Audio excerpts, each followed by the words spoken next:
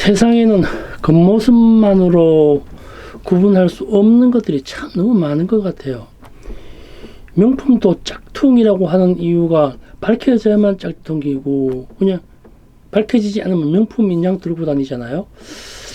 예술 쪽에도 비슷한 것들이 대단히 많은 것 같아요. 이것이다 저것이다에 대한 구분이 아니라 예술이다 아니다에 대한 문제보다는 그냥 저기 아주 기본적인 것으로 그냥 예술을 100이라고 본다면은 점차적으로 90, 80, 70에서 10까지 가는 것들 예술이 아닌 것이라고 한다면 0이 되겠지만은 그것은 어떻게 좀 결정할 수 있는 어떤 정량적 기준이 없는 것 같아요. 뭐 예술이라는 거 정량 기준이 아니잖아요. 정성평가 쪽으로 할 수밖에 없는 노릇인데 한번 생각해보면 그래요. 그려진 작품을 보면요. 놀이와 제작을 구분 잘 못합니다. 결과물에 대해서만큼은요.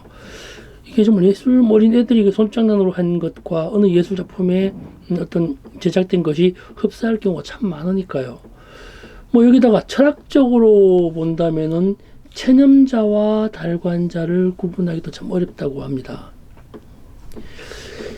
시간이 지난 그냥 오랜 과거의 것, 옛날부터 내려왔던 어떤 물건에 대해서도 기능인지 예술인지 판별하기가 참 어려운 경우도 많습니다. 그렇다고 이런 얘기가 장독 안에 똥이냐 된장이냐 이런 형이 하학적 얘기는 아닙니다.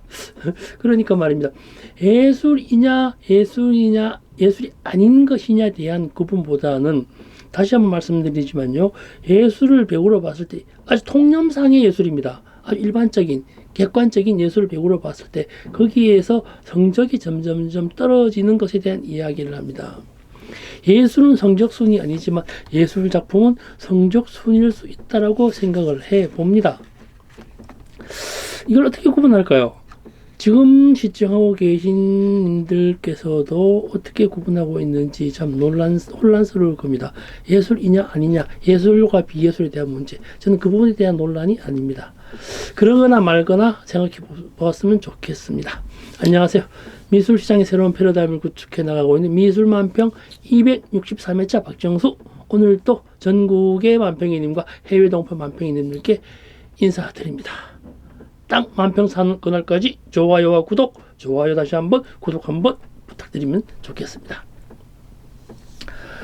엊그제 어떤 화가님 전시 오프닝에서 이런 말을 한 적이 있었습니다. 세계 시장에서 자리 잡고자 노력한다면 지금 화가 본인도 모르는 것을 그려야 한다. 그리고 그것이 해외 시장에서도 모른다고 할 경우에는 이것이 예술이라고 우길 수 있는 근거가 많다. 만일 너도 모르고 나도 모르고 우리도 모른다면 그것이 예술로서의 우기 나름 아닌가. 예술이라고 겁나 우기면 예술 아니냐. 뭐 이런 말을 한 적이 있었습니다. 참 애매한 말이긴 하기도 합니다. 스스로 말을 하면서도 좀 뭔가 좀 끌적직한 부분이 있었습니다만 말입니다. 다시 한번 본론이 들어갑니다. 다시 말씀드리지만 제가 구분하고 있는 것은 작품에 대한 멀어져 있음에 대한 구분법을 말씀드립니다. 예술과 예술이 아니라는 경계를 구분 짓는 것이 아니라는 것이죠. 또 하나는요. 이러한 제가 분류에 대한 부분은 제 개인적인 부분이기 때문에 뭐 객관성은 유지하고 있지는 않습니다. 미리 말씀드려봅니다. 뭐 낮아질수록 좀 제가 선택하지 않는 그리고 예술 마케팅을 할 때, 작가 마케팅을 할 때, 아니면 전시 기획을 할 때 선택이냐 아니냐에 대한 부분에 있어서의 좀 이런 부분들을 많이 작용하고 있습니다. 뭐 점수를 매겨도 그래도 내 거 몇 점이냐라고 말하면 좀 말할 자신 없습니다. 그냥 모른 척하고 속으로 사귈 뿐입니다. 속으로 성적을 낼 뿐입니다. 만일에 그걸 겉으로 성적을 낸다면 난리 나죠. 그 기준이 뭐냐, 뭐 어떻게 할 것이냐라고 따지기 할 말이 없거든요. 누구나 예술가이고 누구나 최고의 예술 작품이라고 스스로 믿고 있기 때문입니다. 그래서 다시 말씀드립니다. 속으로만 합니다. 작품 선택이 기준이지만 티 안 내려고 노력하는데 티 나기도 하는가 봅니다. 뭐 이러다 보니까 예술과 비예술이라고 구분할 수 없는 거기에 대한 기준점이 없기 때문에 세상 모든 것이 예술이라고 칭하나 봅니다. 뭐 그것도 있잖아요. 뭐 이 서울, 대구, 대전, 부산 찍고도 예술인데요. 뭐 어떤 뭐 인생은 예술이라고 하고 뭐 연극이라고 하고 다 그러잖아요. 이런저런 부분을 보게 되면은 예술과 예술 작품에 대한 선명도는 있는 것 같습니다. 그러니까 다시 한번 말씀드리지만 이런 얘기 같아요. 겉모습이 예술스럽다고 예술일까요? 이 대단히 중요한 문제인 것 같아요. 미술 시장 진입이 쉬웠던 이유 중에 하나가 겉모습이 예술 작품과 비스무리하면 예술품으로 취급했으니까 말입니다. 이게 어제 그제 제가 뭐 페이스북에 포스팅을 했었습니다만 아트페어 부스 장사를 위해서는 예술이다, 부스비 내라 이렇게 할 수밖에 없었고요. 해외 아트페어 나갈 때도 그러고요. 뭐 진정성 있게 그림 그리는 사람들은요, 뭐 그 정도의 여유 있는 분들이 많이 없거든요. 그러다가 보니까 부스 비용을 낼 수 있는 많은 분들을 수용했죠, 우리 미술 시장이. 이것은 뭐 여기에 대한 지난번에 말씀드렸지만 순기능도 있고 역기능도 있습니다. 근데 말입니다. 그래도 그것보다는 속이 중요하다는 것은 모든 예술 장르 다 이야기를 합니다. TV, 드라마나 영화에서도 이미 밝히고 있습니다. 옛날 드라마 있었죠. 시크릿 가든에 남자 여자 바뀌는 거 있었죠. 철인왕후에서도 엉뚱한 사람 몸에 들어갔었죠. 뭐 만화 영화에서는요, 뭐 너의 이름은 이런 거 있었죠. 많이 재밌었습니다. 재밌게 봤었습니다. 그리고 영화에서는 아빠와 엄마가 아빠가 딸이 바뀌는, 아빠는 딸 뭐 이런 것도 있었고요. 뭐 껍질만 바뀌는 드라마나 영화가 대단히 많습니다. 이런 영화를 보면 어떻던가요? 뭐 당연하게 겉모습은 그렇다 할지라도 속에 든 것이 진짜라고 대다수가 이야기를 하고 있지 않던가요? 미술 작품도 저도 그러하다고 생각을 해봅니다. 겉모습도 중요하지만 속에 무엇을 가지고 있는 것이 그것에 대해서 예술을 판별할 수 있는 중요한 수단이라고 생각을 합니다. 지금 당장 겉모습으로 판단하는 것이 아니라 그 작품이 등장하기까지가 정말 중요하다고 생각을 합니다. 간혹 뭐 첫눈에 반하기도 합니다만 첫눈에 반했는데 알고 보니 속이 꽉 찼더라면 얼마나 좋겠습니까? 그죠?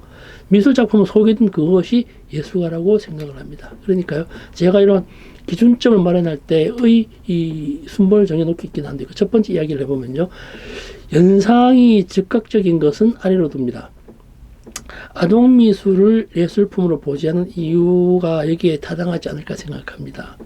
사람을 그려놓고 이것은 누구다, 엄마 얼굴, 아빠 얼굴, 동생 얼굴, 할아버지 얼굴, 우리 집 하고 누구누구 무엇이라고 명징하게 지정하게 되죠.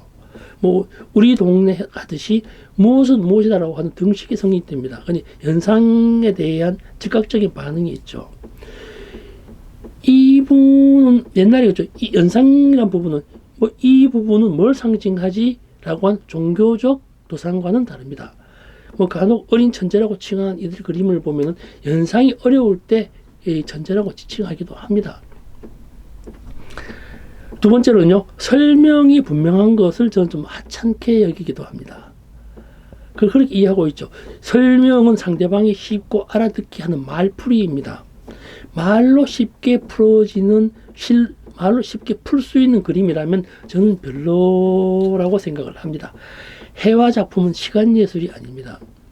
시간의 경과에 따라 과거, 현재, 미래를 설명하는 것이 아니기 때문이죠.